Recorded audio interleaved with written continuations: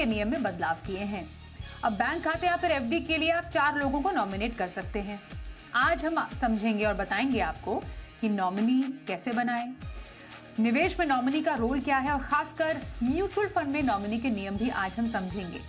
हमारे साथ आज के इस खास कार्यक्रम में 2 हमारे गेस्ट शामिल हो चुके हैं। वाइज इन्वेस्ट के सीईओ हेमंत रुस्तगी और mutual fund expert Vishwajeet Parashar. Hemant ji और विश्वजीत जी दोनों का बहुत स्वागत करते हैं मनी गुरु के आज के इस खास कार्यक्रम में। ये एक समस्या बहुत बड़ी रही है सरकार के लिए भी और लोगों के लिए भी, बैंकों के लिए भी, कि अनक्लेम जो खाते हैं, ना सिर्फ बैंक अकाउंट्स बल्कि डीमैट खाते या फिर ओवरऑल अगर समझे तो 50,000 करोड़ से भी ज्यादा का अनक्लेम जो अमाउंट है वो अलग अलग इन्वेस्टमेंट खातों में पड़ा हुआ है। अब फाइनली सरकार ने कुछ स्टेप लेते हुए नॉमिनेशन हो गया या उस पर थोड़ा जोर दिया है कि जब तक आप किसी को एक जिम्मेदार व्यक्ति को वो पैसे नहीं पहुंचाएंगे, उसको नॉमिनी नहीं रखेंगे, तब तक ये जो पूरा ट्रेंड इतने सालों से बना आ रहा है वो आगे भी जारी रहेगा। तो एक ट्रांसपेरेंसी आएगी और एक थोड़ा सा इस पूरा और भी ज्यादा सीमलेस प्रोसेस बनेगा। पहले हेमंत जी समझना चाहेंगे जो नया नियम है बैंक खाते में, अब तक तो 1 नॉमिनी रखा जा सकता था, एफडी की बात हम कर रहे हैं, अब 4 लोग नॉमिनी बनाए जा सकते हैं। कैसे समझे इस पूरे डेवलपमेंट को और क्या इसका फायदा होगा? देखिए स्वाति, आपने बिल्कुल सही कहा थी, नॉमिनेशन बहुत ही इंपॉर्टेंट है और ये जो बदलाव सरकार ने किया है वो काफी इंपॉर्टेंट है। क्योंकि देखिए क्या होता है, जब पहले अगर हम देखें तो बैंक खातों में या डिपॉजिट्स में आप एक ही नॉमिनी रख सकते थे।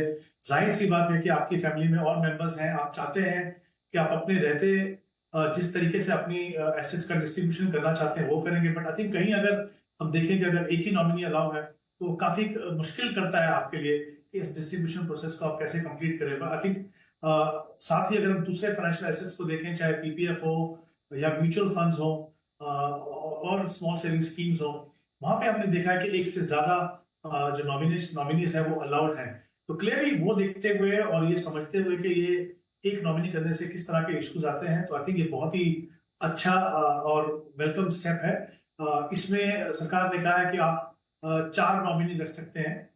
और ये जो नॉमिनेशन है, पहली बात तो समझना चाहिए कि नॉमिनेशन किस लिए इंपॉर्टेंट है।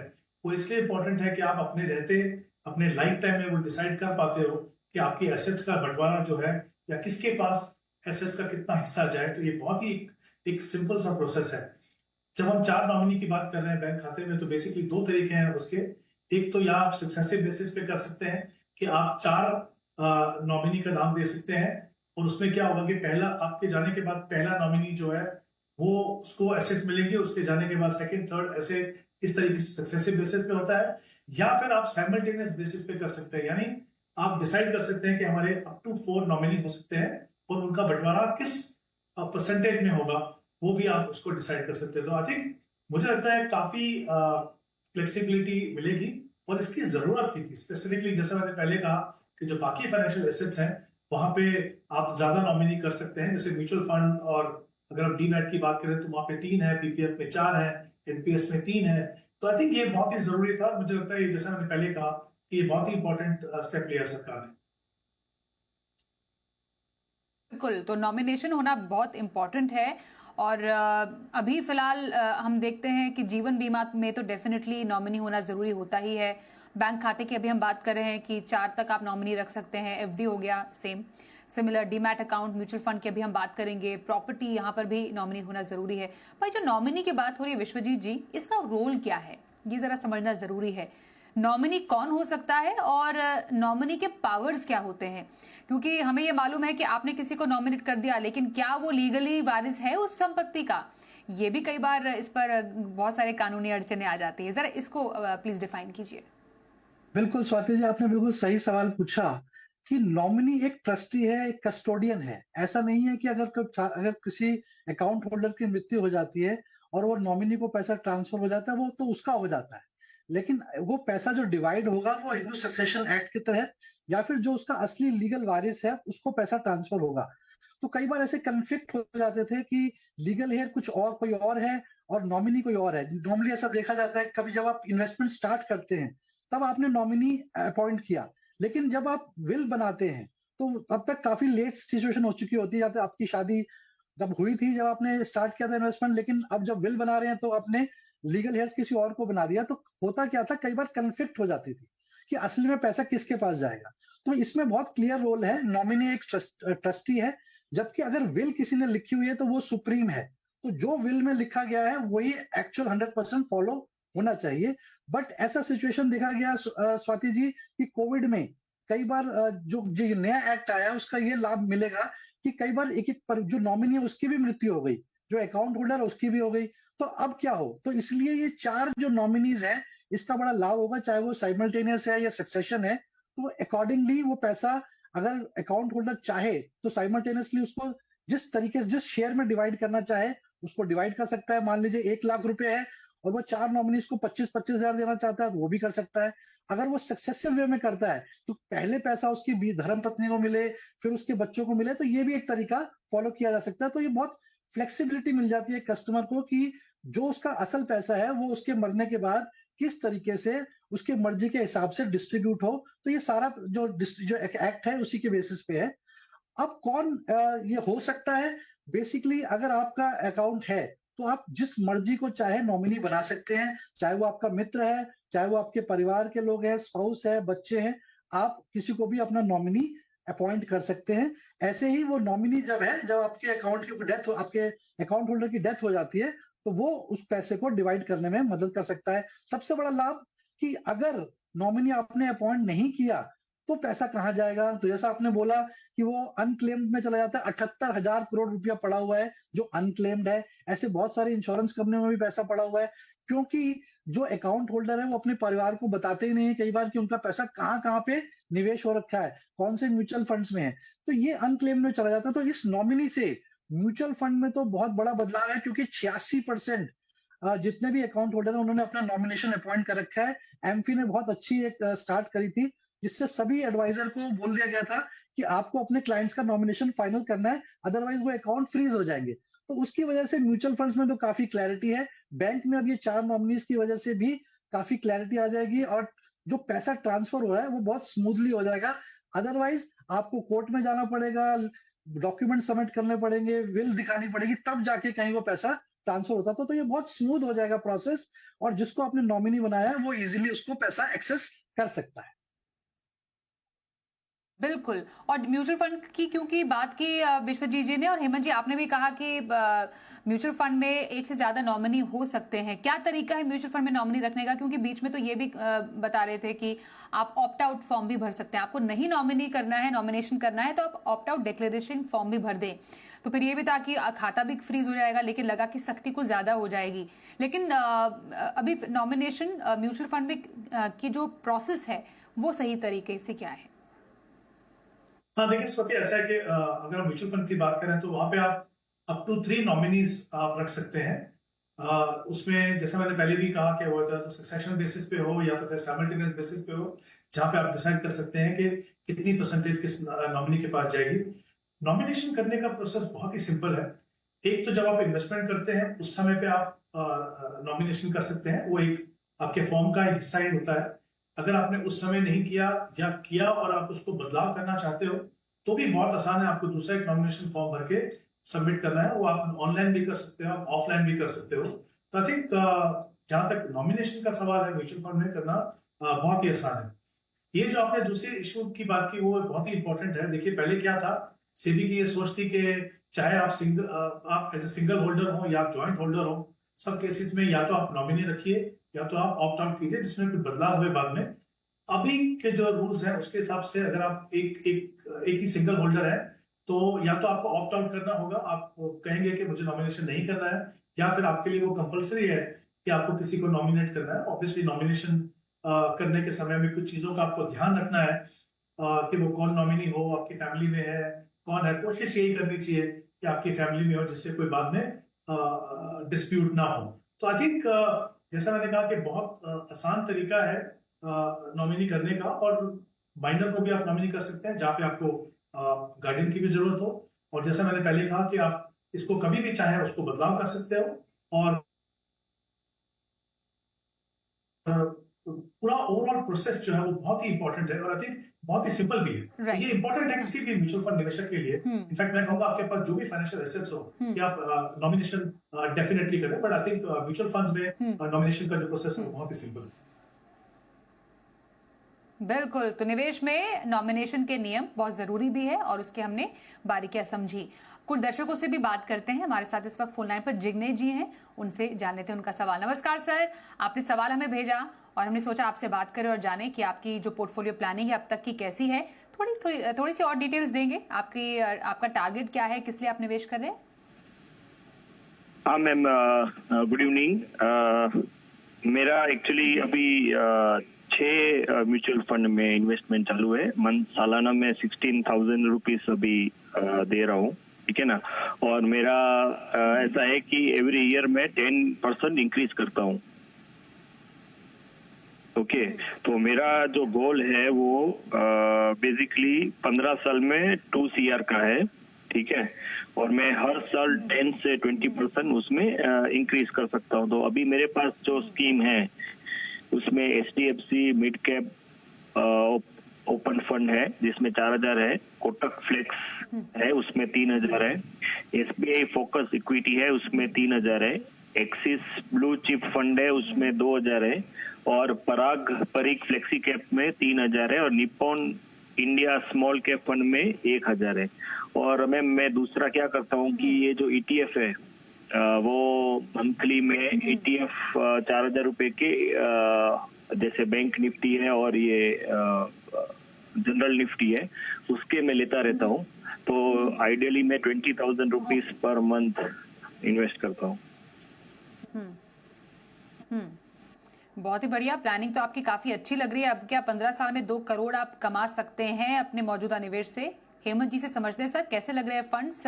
मिड कैप भी है, फ्लेक्सी डाल रखा है, फोकस फंड का एक्सपोजर भी है, ब्लू चिप, एक और फ्लेक्सी कैप है और small cap fund. Sir funds कैसे लग रहे हैं और क्या कुछ बदलाव करें?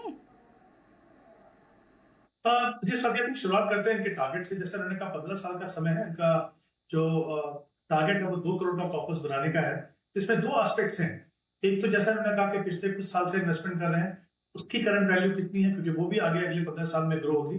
दूसरा, इन्होंने कहा कि SIP का अमाउंट बढ़ाते जा रहे हैं, और अभी भी इन्होंने कहा कि इनकी कोशिश यही रहेगी कि 10 से 20% का ये अपनी SIP को स्टेप अप करते रहेंगे, जो आई थिंक बहुत ही इंपॉर्टेंट प्रोसेस है। तो अभी की अगर मैं इनकी SIP का अमाउंट देखता हूँ 16,000, और अगर ये अपने 15 ईयर्स तक कंप्लीट करते हैं इस प्रोसेस को, और 20% की अगर इनकी SIP में स्टेप अप है, तो सिर्फ उसी से इनका जो कॉर्पस बनेगा करीब 2 करोड़ 80 लाख। और यहाँ पे मैं 12% का रिटर्न, एनुअलाइज्ड रिटर्न मान के चल रहा हूँ। इन एडिशन टू दिस, इन्होंने जो अभी तक कॉर्पस बनाया है वो अगले 15 साल ग्रो करेगा। तो मुझे लगता नहीं पहली बात कि इनका जो टारगेट है उसको पूरा करने में कोई भी प्रॉब्लम होगी। सिर्फ एक ही चीज की जरूरत है कि इनका जो डिसिप्लिन है कि वो SIP को कंटिन्यू करते रहेंगे। दूसरी बात, इनकी जो कमिटमेंट है कि वो स्टेप अप करेंगे हर साल, वो अगर करते रहे तो अपने जो टारगेट है उससे कहीं ज्यादा ये कॉर्पस बना पाएंगे। अब हम इनके फंड के ऊपर आते हैं। इनके पास 6 फंड्स हैं। मुझे लगता है थोड़ा सा स्कोप है यहाँ पे कि हम पोर्टफोलियो को थोड़ा सा कंसोलिडेट करें। ओवरऑल मैं कहूंगा फंड अच्छे, बट आई थिंक कंसोलिडेशन करेंगे तो थोड़ा अच्छा रहेगा। तो इनके जो एग्जिस्टिंग फंड्स हैं उसमें जैसे HDFC मिड कैप है, उसको आप कंटिन्यू करते रहिए। 2 फ्लेक्सी कैप है, तो उसमें से आप प्राप्त और एक फ्लेक्सी कैप को रखिए, तो वो आप कंटिन्यू कर सकते हैं। इन दोनों में मिला के आपका 7,000 का इन्वेस्टमेंट है। अब इसके अलावा अगर मैं देखूं तो इनके पास कोटक का फ्लेक्सी कैप फंड है, दूसरा इनके पास एक निप्पॉन का स्मॉल कैप फंड है। मुझे लगता है इनको कंबाइन करके अगर आप एक मल्टी कैप फंड लेंगे तो वो इनके लिए बेहतर होगा। जो कोटक का ही कोटक मल्टी कैप ले सकते हैं। तो इन दोनों में जो अमाउंट है 4,000 का, वो आप एक फंड कोटक मल्टी कैप में रखिए। तो तीसरा ये फंड होगा आपके पास।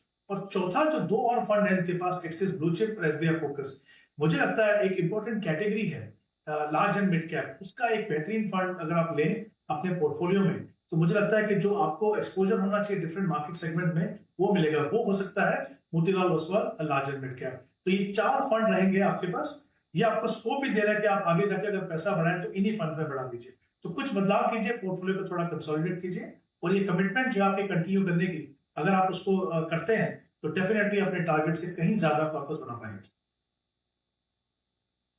बिल्कुल, तो ये कुछ बदलाव थोड़े छोटे मोटे बदलाव आपके लिए दिए हैं हेमंत जी ने, उसको जरूर उस पर गौर कीजिए। और आपके निवेश की जर्नी के लिए बहुत बहुत शुभकामनाएं। एक ब्रेक का भी वक्त हो गया है, चर्चा को जारी रखेंगे, आगे भी बने रहिए हमारे साथ।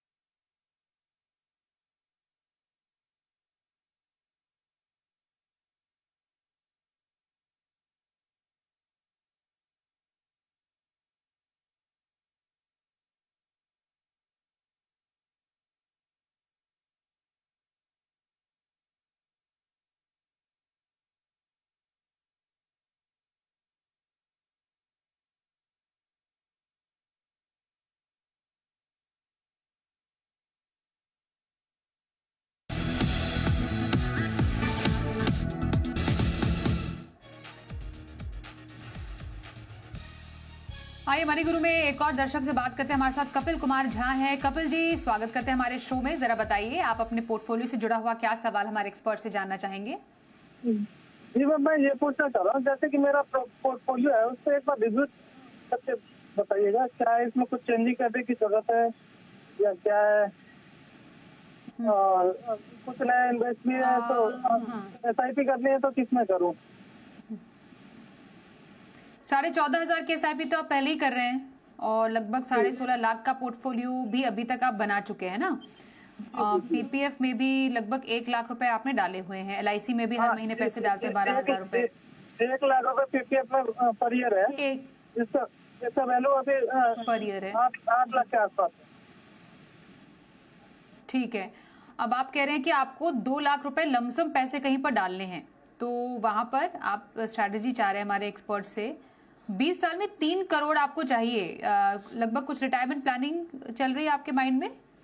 जी कपिल जी, ओके, ठीक है। विश्वजीत जी, ओके, विश्वजीत जी, इनके पास ब्लू चिप का फंड है, फ्लेक्सी भी है, फ्रैंकलिन इंडिया प्राइमा फंड है, एक और ब्लू चिप एक्सिस का, एक्सिस का ही इनके पास मिड कैप भी है।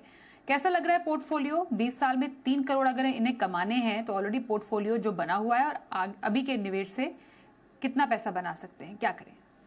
बिल्कुल स्वाति जी, देखिए अगर ये 14,500 के हजार की SIP कर रहे हैं, 14,500 की, तो 12% का CAGR भी हम लेके चलते हैं तो ये करीब करीब 1 करोड़ 44 लाख रुपए बन जाता है।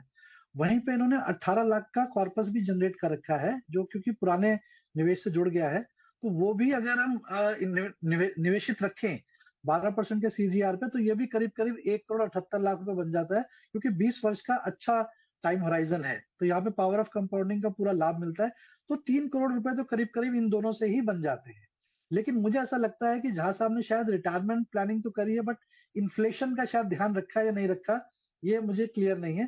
तो मैं उनको यही सलाह दूंगा कि जहां साहब 3 करोड़ तो आपके बन जाएंगे, लेकिन अगर आपने इन्फ्लेशन को कंसिडर नहीं किया, क्योंकि आज का 30,000 रुपए का खर्च 20 साल बाद 80,000 रुपए हो जाएगा। तो हो सकता है कि आप आज के हिसाब से 3 करोड़ को सही समझ रहे हो, लेकिन 20 साल बाद ये 3 करोड़ की वैल्यू काफी कम हो गई होगी। तो आप कोशिश करें अपने 14,500 के एसआईपी में हर वर्ष 10% का स्टेप अप अप्रोच लें, यानी कि हर साल 10% की एसआईपी बढ़ा दें। यानी कि अगर 15,000 कर रहे हैं तो 1,500 रुपए हर साल बढ़ा दें। ऐसे कर करके 10% बढ़ाते जाएं, तो करीब करीब 2,88,00,000 रुपए आपका केवल एसआईपी से ही हो जाएगा। तो आपका 3 करोड़ का लक्ष्य बड़े आराम से यहाँ से भी हो जाएगा एसआईपी से। और आपने ईपीएफ में भी रखा हुआ है, जो पीपीएफ में सॉरी आपने रखा हुआ है, तो अगर 7.1% का रिटर्न भी लेके चले, 7 साल से आप ऑलरेडी लगा भी रहे हैं, और 20 साल और भी अगर करते हैं 1,00,000 रुपए, तो 80-82 लाख रुपए आपके वहां भी बन जाएंगे। और इंश्योरेंस और आपने मेडिक्लेम ले ही रखा है, तो अच्छा कर रखा है आपने डाइवर्सिफिकेशन, और प्रोटेक्शन भी टेकन केयर कर रखा है। तो मेरे हिसाब से 10% का स्टेप अप करें तो आपकी इन्फ्लेशन वाली समस्या भी दूर हो जाएगी। जहां तक आपके पोर्टफोलियो का सवाल है, मैं थोड़ा सा बदलाव करना चाहूंगा, क्योंकि 2 लार्ज कैप और 2 मिड कैप फंड है। तो यहाँ पे मेरी सबसे पहले सलाह रहेगी कि एक्सिस मिड कैप फंड को आप एसआईपी का आप रोक दें, उसकी जगह आप बजाज फिनसर्व का फ्लेक्सी कैप फंड में स्टार्ट कर दें। तो आपको एक अच्छा डाइवर्सिफिकेशन मिलेगा, क्योंकि 2 मिड कैप हैं और फ्रैंकलिन इंडिया का प्राइमरी फंड आपके पास है ही। आपके पास 2 लार्ज कैप फंड भी हैं, तो मेरे हिसाब से कोटक फ्लेक्सी कैप फंड में जो आपने निवेश करा हुआ है, उसको आप कोटक मल्टी कैप फंड में स्विच कर दें, क्योंकि 20 वर्ष का अच्छा लाइफ टाइम होराइजन है। तो आपको मिड कैप स्मॉल कैप का भी एक अच्छा रिटर्न देखने को मिलेगा, तो थोड़ा सा एक डाइवर्सिफिकेशन हो जाएगा। और यहाँ से आप जो 2,00,000 रुपए निवेश करना चाहते हैं, वो इन्हीं 4 फंड्स में आप 50-50 हजार रुपए करके निवेश करें। कोशिश करें अगले 3-6 महीने में स्लो स्लो स्टैगर करके इन्वेस्ट करें, इकट्ठा ना करें। यानी कि 10-10 हजार रुपए करके आप 5 फंड्स में स्टार्ट कर दें, तो आपका 5 महीने में ये सारा 2,00,000 रुपए निवेश हो जाएगा। तो ऐसे करके अगर आप करेंगे तो मार्केट की वॉलेटिलिटी से भी आपका बचाव हो जाएगा, और लक्ष्य तो आप आराम से अचीव कर ही पाएंगे। थोड़ा सा ये म्यूचुअल फंड्स में बदलाव अवश्य करें। बिल्कुल, तो थोड़े छोटे मोटे बदलाव है कपिल जी आपको करने। बाकी ऑल द वेरी बेस्ट आपके निवेश जर्नी के लिए। अगले दर्शक हमारे पास साथ शामिल शंकर पाटिल जी। शंकर जी स्वागत करते हैं सर, बताइए क्या सवाल जानेंगे हमारे expert. Good evening madam, good evening sir. मेरा सवाल है, लेकिन मेरा अभी 4 एसआईपी चल रहा है। निप्पॉन इंडिया लार्ज कैप में 2,000 और स्मॉल कैप में 2,500 और पराग फ्लेक्सी कैप में 2,500 और मोतीलाल ओसवाल में 3,000। तो अभी मेरा कॉर्पस है 34,000 और उसके अलावा मैं आगे HDFC balance advantage and SBI Contra में 2,500 करना चाहता हूँ, वो अभी प्लान्ड है। इसके अलावा मेरा अभी पीपीएफ और एनपीएस दोनों मिला के अभी कॉर्पस है 19 लाख। पीपीएफ में मैं 1 लाख इन्वेस्ट कर रहा हूँ और एनपीएस में भी 1 लाख तक कर रहा हूँ। तो मुझे 15 साल के लिए 1 करोड़ का टारगेट है बच्चों के एजुकेशन के लिए। तो क्या फंड सही है, और मैं स्टेप अप भी करना चाहता हूँ आगे। बिल्कुल। हेमंत जी, इनके पोर्टफोलियो को जरा एनालाइज करेंगे, रीड करके बताइए सर कैसा लग रहा है पोर्टफोलियो, काफी रहेगा? आई थिंक अगर हम सीधे पोर्टफोलियो की बात करें तो मुझे लगता है इनके पास जो 4 फंड्स हैं, स्पेशली जो जैसा उन्होंने कहा कि बच्चों के फ्यूचर और एजुकेशन के लिए जो पैसा इकट्ठा करना चाहते हैं 1 करोड़ का अगले 15 साल में, तो आई थिंक वो जो फंड सिलेक्शन है और जो कैटेगरीज हैं और जिस प्रोपोर्शन में वो पैसा इन्वेस्ट होना चाहिए, तो मैं कहूंगा कि इन्होंने बहुत ही अच्छा पोर्टफोलियो बनाया है। मुझे लगता है उनको कुछ भी उसमें बदलाव करने की जरूरत है।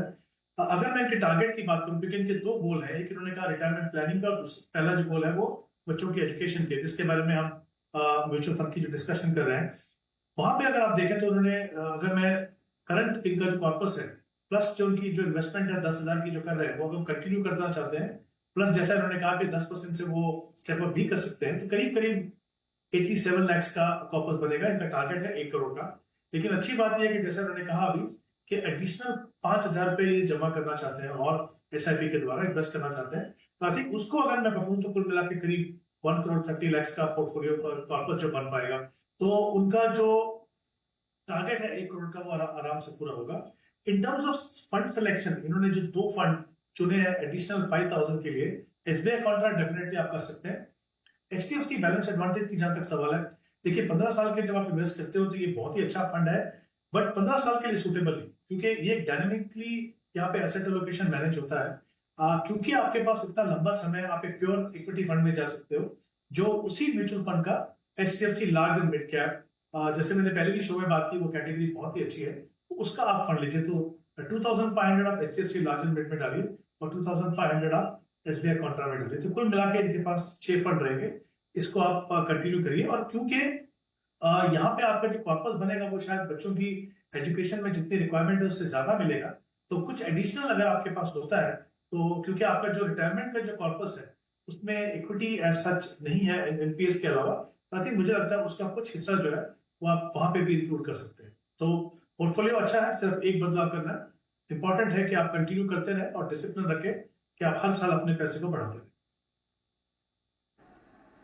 ओके, तो शंकर जी कुछ बदलाव है, थोड़ा सा आपको जो चेंजेस करने हैं कीजिए और अपने निवेश के सफर को आगे बढ़ाइए। बहुत बहुत शुभकामनाएं आपको हमारी तरफ से, और बहुत धन्यवाद हेमंत जी और विश्वजीत जी आपका भी हमारे साथ इस कार्यक्रम में शामिल होने के लिए। एक ब्रेक के लिए भी रुकते हैं, पर खबरें आगे जारी रहेंगी, देखते रहिए जी बिजनेस।